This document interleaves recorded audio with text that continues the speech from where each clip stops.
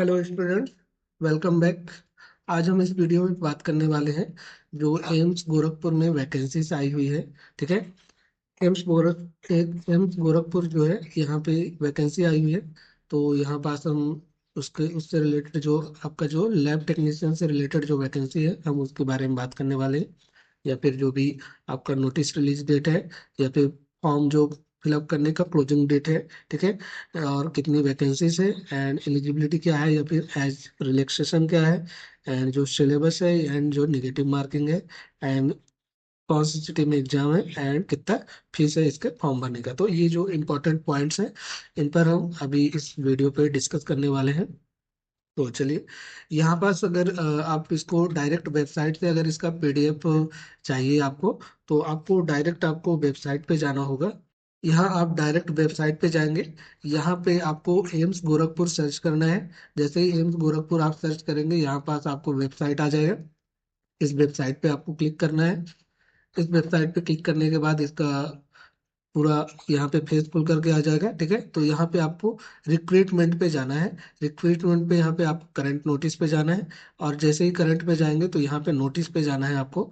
तो यहाँ पास आपको इसका जो करंट का नोटिस जो है आपको खुलकर आ जाएगा सामने।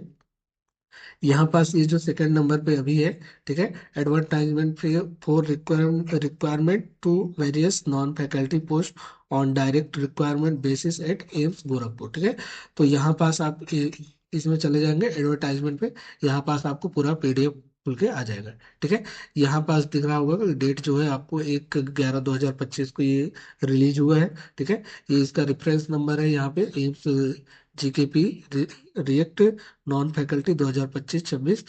ठीक है, 314, ये इसका रेफरेंस नंबर है ना। चलिए आगे चलते हैं। तो यहाँ पे हम इसका बात करने वाले हैं, जैसे कि हमने अभी देखा कि पीडीएफ कैसे आपको डाउनलोड करना है। इसके अतिरिक्त हमने इस पीडीएफ से मेन मेन जो पॉइंट हमको यहाँ पे डिस्कस करना है वो हमने ले लिया है। ठीक है। तो यहाँ पे हम ये इन पॉइंट्स को डिस्कस करने वाले हैं। चलिए, नेक्स्ट यहाँ पे जो पॉइंट्स है, यहाँ पास जो इसका रिलीजिंग डेट है ना, रिलीज कब हुआ है। तो ये जो फॉर्म का रिलीजिंग डेट है वो है आपको 1/11/2025 को रिलीज हुआ है। ठीक है। एंड जो इसका ऑनलाइन फॉर्म सबमिशन का टाइम है, ठीक है, 1/11/2025 से 30/11/2025 तक। मीन्स आपको 30 तारीख तक का आपका डेट है। ठीक है, 12 बजे तक का। क्लियर है। तो ये इसका ऑनलाइन फॉर्म सबमिशन का डेट है। एंड आगे देखते हैं। नेक्स्ट यहाँ पे जो वैकेंसीज है वो कई पोस्ट पर है यहाँ पे, है ना। जैसे कि हमारा जो पोस्ट है, तो जो हमारे लिए जो पोस्ट है उसका सीरियल नंबर आपको यहाँ पे 11 पे है। यहाँ पे आपको जूनियर मेडिकल लैब टेक्नोलॉजिस्ट का जो है आपका वैकेंसी है। जो आप बीएमएलटी या फिर डीएमएलटी किए हुए हैं उनके लिए ही वैकेंसी, है ना। बीएमएलटी या फिर डीएमएलटी वालों के लिए यहाँ पास जो इसका ग्रुप है, इसका ग्रुप का नाम है आपका सी। एंड जो इसका पेमेंट लेवल होगा, आपका लेवल जो पेमेंट लेवल होगा वो आपका 5 होगा, है ना। इसमें जो वैकेंसीज है, जैसे एसटी कैटेगरी के लिए 5 सीट है, सॉरी यहाँ पे एससी कैटेगरी के लिए 5 सीट है। एंड जो एसटी कैटेगरी है उनके लिए 3 सीट है। और जो ओबीसी कैटेगरी में आएंगे उनके लिए 10 सीट है। एंड जो ईडब्ल्यूएस में आएंगे उनके लिए 3 सीट है। एंड जो अनरिजर्व है उनके लिए 19 सीट है। ठीक है। तो टोटल मिलाकर के यहाँ पे आपकी जो लैब टेक्नीशियन की है वो 40 सीट यहाँ पे अलॉटेड है एम्स में। क्लियर है। चलिए आगे देखते हैं।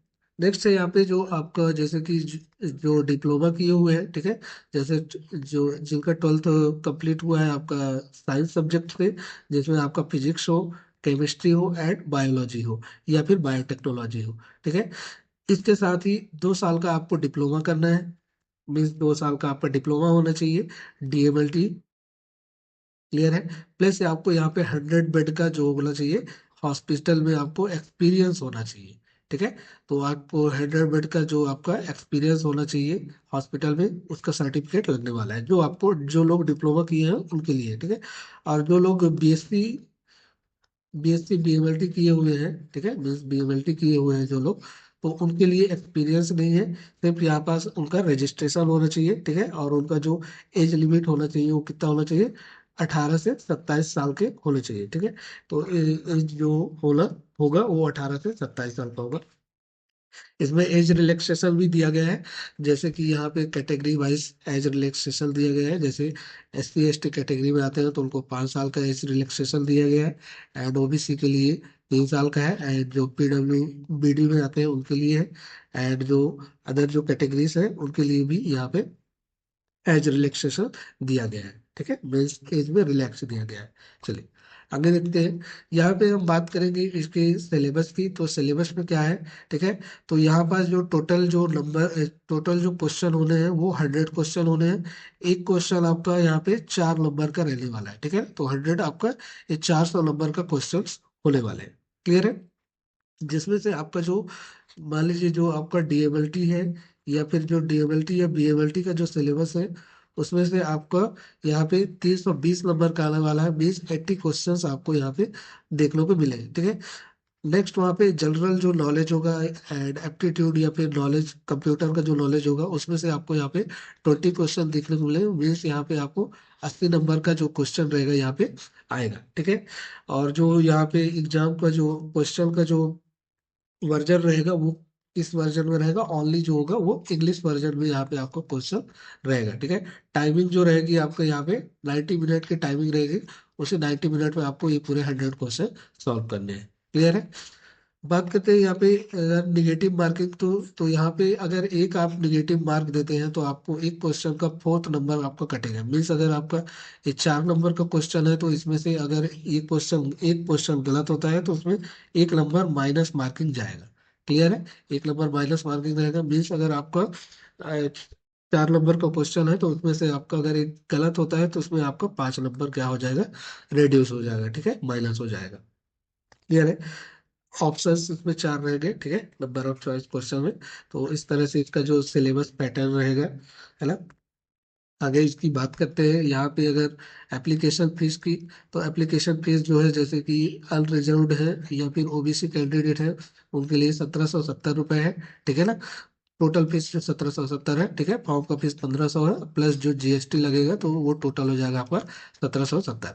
वही दूसरा SC ST या AWS कैंडिडेट के लिए 1416 रुपये है। ठीक है, यहाँ पे 1200 रुपये प्लस GST फीस। ठीक है, एंड जो पर्सन डिसेबिलिटीज है, ठीक है, जो विकलांग पर्सन होंगे, ठीक है, उनको फीस में छूट दी गई है यहाँ पे। ठीक है, अदर यहाँ पास जो कैंडिडेट है यहाँ पे आपका जो किसी भी कंडीशन में आपका फीस जो होगा आपको रिटर्न नहीं किया जाएगा। क्लियर है।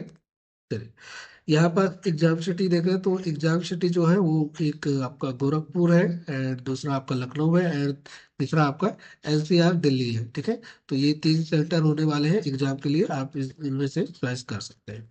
चलिए नेक्स्ट, अगर आपको इसका PDF चाहिए तो आप हमारे टेलीग्राम चैनल या फिर व्हाट्सएप चैनल या फिर RTI चैनल जो है उसको आप फॉलो कर सकते हैं। वहाँ पे आपको PDF मिल जाएगा आपको।